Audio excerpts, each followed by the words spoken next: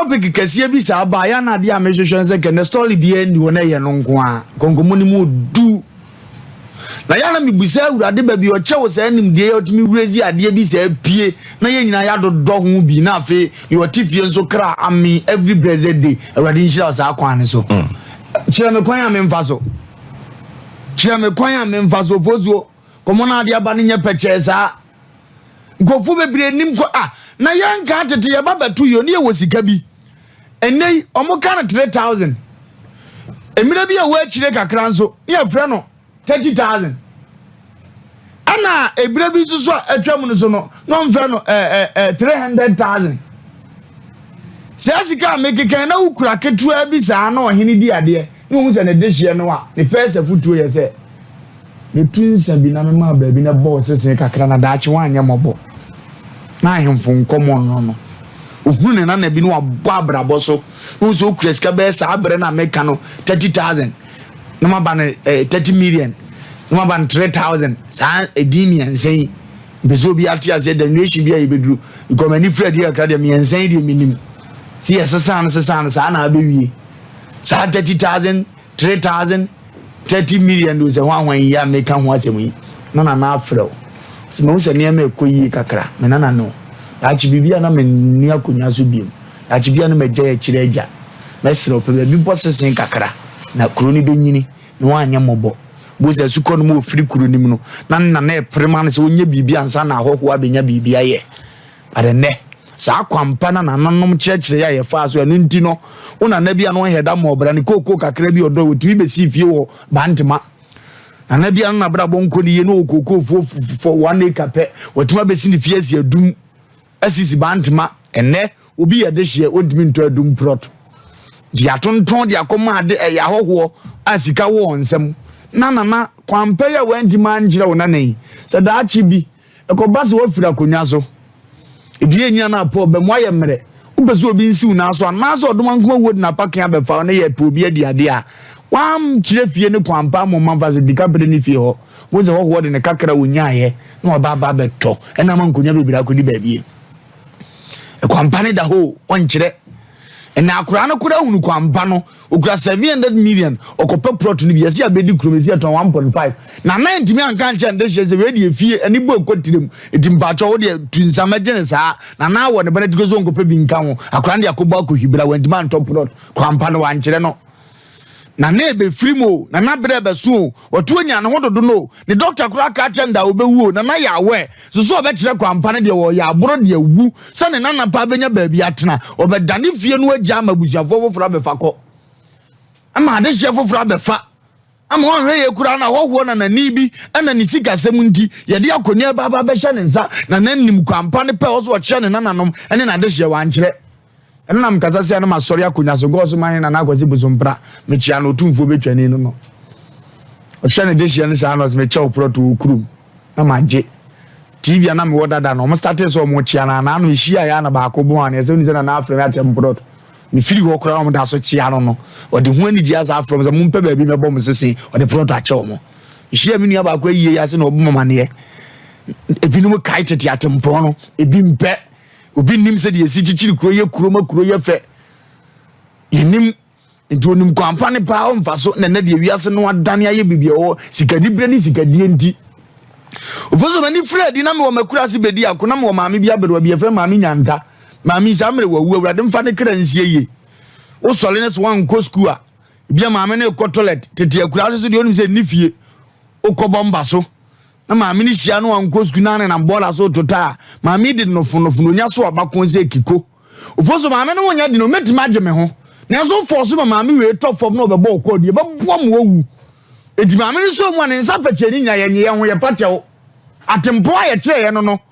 ade ne nsa tu ya ahodi ni ma ye da twa wonsa ho waso ne ade no wan ko school do ko ma papa abro we be da acheme so bro nwa se hye ne nsam sam wodo ba fie ni ada na se se watima tia ne nana ene de onam fichie na akra ni jimi na do nsa koka no a ko pu side ko hwe young girl this is years toma ba ko bɔ ne yam na da na srim pant no ahye no de gina hɔ bie na behwe ne dwen na de suatra wi no onim se ono ma ebe change de afra shisha young girl what 60 years no what chibi ugo hu na ye shisha no onom so wi na fada no abobɔ bi no ayoke wo de wonim pa sa tete atempo ne ntise kotea na ade wo bete kasa miensa ona awo me ada oba ne me fa ukra de sem firi me so ko ka kire ne maame na ne maame asa ka jose na wo bu na obi bu obi ba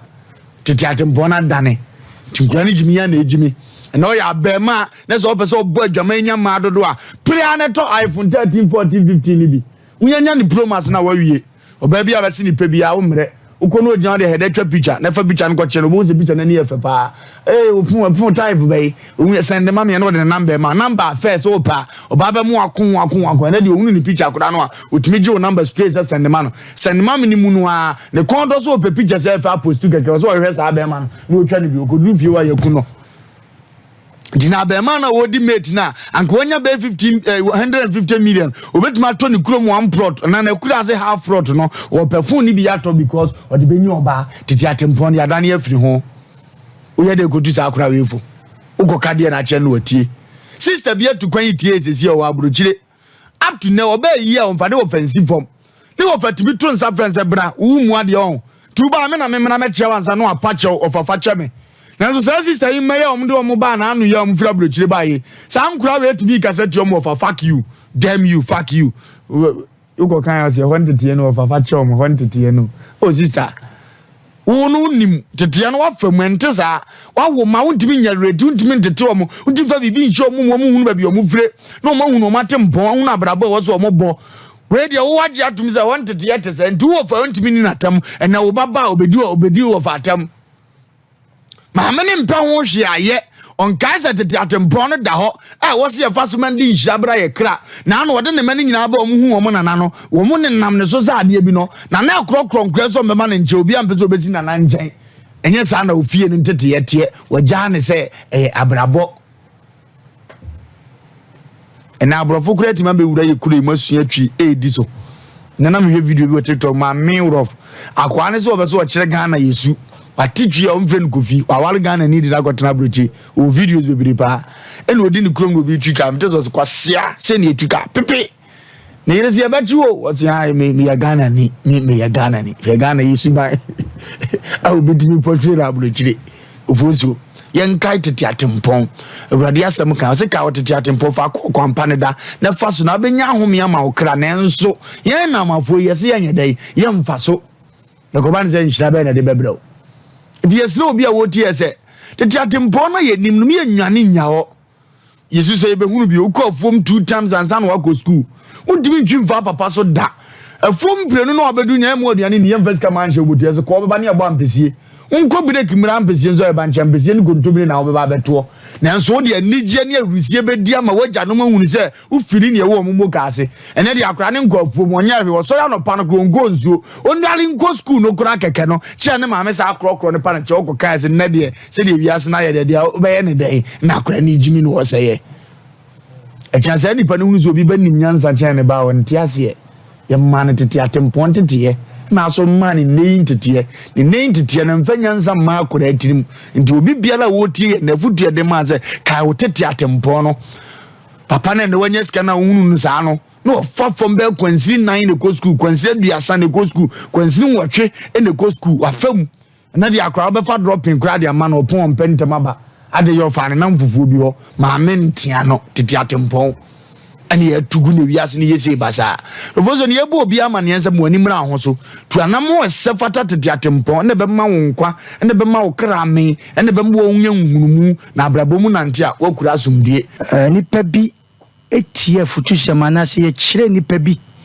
enoma bi anka wonye anka ne wankoto amanim nkene ne tebia wo mun kokko animu chense ofoso na topic no ana AFUTUASEM no se wo hwe yamane a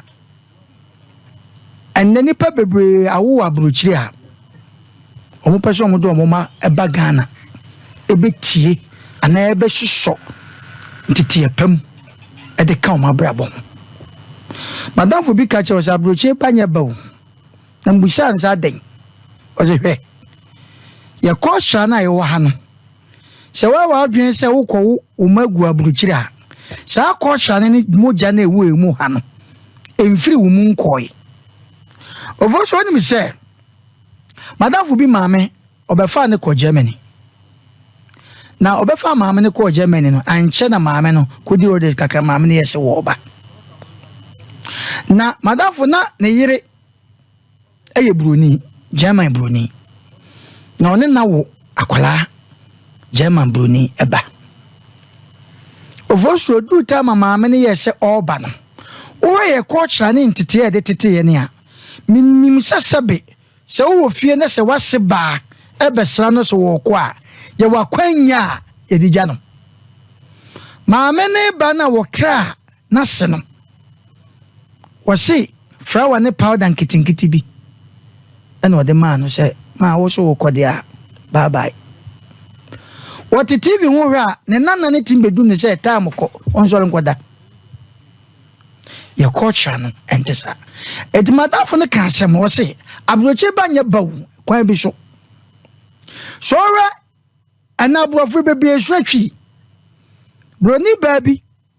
awo TikTok ko hono a twi ya broni ba ne kan anya sem keto enne wonu nua baby na tifie wonne oyere na tifie o tia wo bakura nkokan wa woni sika na wo tia wo ba asemato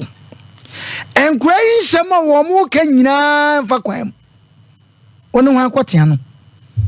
edin na je de o matoto no injira adom ana monkeka binjira me injira adom adepa ni akeka ano munim se sa no ma ne bema akura na hero enya no nkunim o ka so kan nkunim ana nkunim aba eche se o ye hu adwuma ba ni pebi ho no mo a ya na wonim se o toto sa din no na abo akwala no entity asema wo ka ka ho akura bi tifie yantia no no voso ma menka sembi ni party sese bidua wadua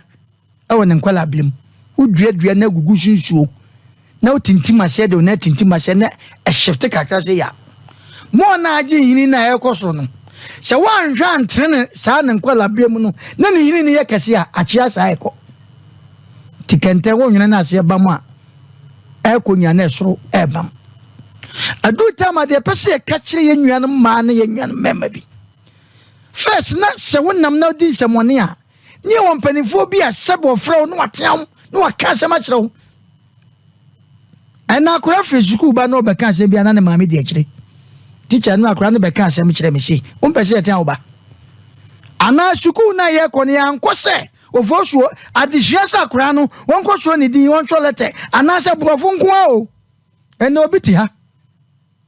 wose ne ba wo kye ne brofo nko ye gitu menkaye nanso obi e wote America se wode ne ba ama ne ba na be hwan tete wa no no ne se benye broni krom no firi ba wo mo kwa brofo no kwa de mo kan wonte Britain and US wo mo brofo se wo ko suku se de ni won hweye na Britain ni akwala beja no kan brofo ana US ni akwala beja no kan brofo won hwe obaye pade sa pardon sa as wo we school wo mo kwa de wo mo ma ba ha be suatwi anya ntete ye eno na obi ofie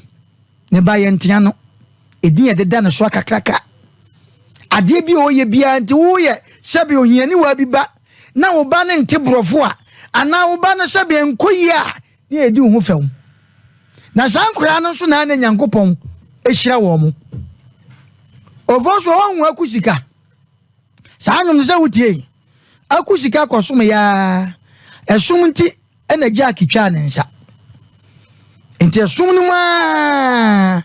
ena ohini bodwa asikafo yi nipa akusika ne tie ne ma ho fefefe se ne nyankopon siesie funu ponko bi wo baabi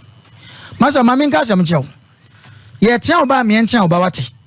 entia no nya bronko a obi betima fra oba se otunfo obi okura na ofuoso wa fra kura ne kura tunfo no okura na obusan se bra na wo se de wo se ade we atale a mehye no ya mensesa no nyame ampata ne wanhia obi a obaba be fra se ka chi ade ona wo akura ne maame maka cho se kasa che me ba na kwa ne sankura ne be sa be so mo mene a na omu tem obi mre o mama na de akohua wo kumi o mako no wonya efiri ntete ya mfitiase no wa ma ya ntia no eno obi ne ba nam adesire nko a ena akora ti make sure say na de fa me ko KFC ena me call the KFC me call the S5 etisha no ma me anya hoho no no akora no aka da fa me koi enkanya boni o but akora na ye de ni ohun sha ohun so na sese na mamman ye de ye fidisum muteni ya pawo afidisum a wo wiase pa na me oba be ma bitimi to susu for oba ba ko because we hu no weak point say ade we na ope sa ade no so bia wo ka ne enko hokwa enti meto susu na menya do kwa maka cho se be ma ncha de kwa be ma ncha de kwa enti ye na kwagina ba bi se enne wo behwe wo bi kura ne ba atale a wato sa kura no de ni pie no pesa ne ba ne di first na wodi na nya de si fom o akura na bohoto ibi just 1% be di first ma men ka asem dua asem na me ka no se dua chia na wantre ne nkwala bremu enyina echia enu tie besre yenya botre ne yenya nteteye so bi ka sempa kira wo ba ma me ma obunfu sister ma obunfu ama obunfu ofo so hwe ne nkura ya ba ya nyo mu fiti ya na obi say yo obi ho ne nkwala brem ana o start sa de no ya ntia no woni hwan ahia na wa o sansa na obeka asema kirem se so sebre wa no ti asem ni yo ahia na wa o sansa na obeka me masem no e se so sebre wa no woni hwan so obeka masem obi ti min kama asem se so sebre wa no ache ko wie ne sei de pese ya kan sentete de yo vozo ye te yi se bia fankrofo bi nsem o ye kura ye wie ye da so fankrofo nsem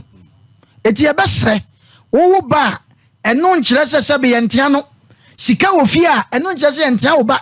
ohiani wa betibi the experience amakwala no enen kura bebre ko se da ko panimu bi ho enkura ma dwese o ma brabo o pese o he da ko panimu bi ho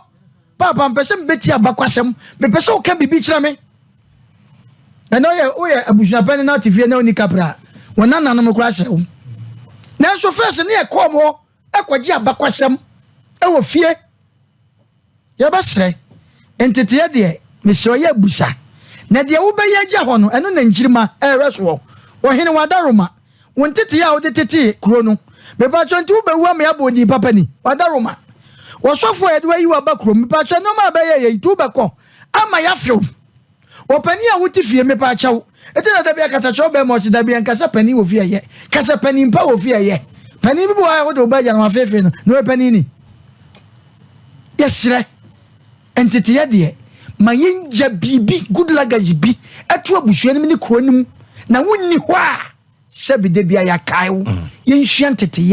ye mane omugu aburochie no yemfo omumra fie kakra emesua sebia fie nyansa kakra na aborofo no kura na ye ne ye ko omo no omukura ba fie ebesua Ghana esua entity ye ovoso manfa ja me nwamem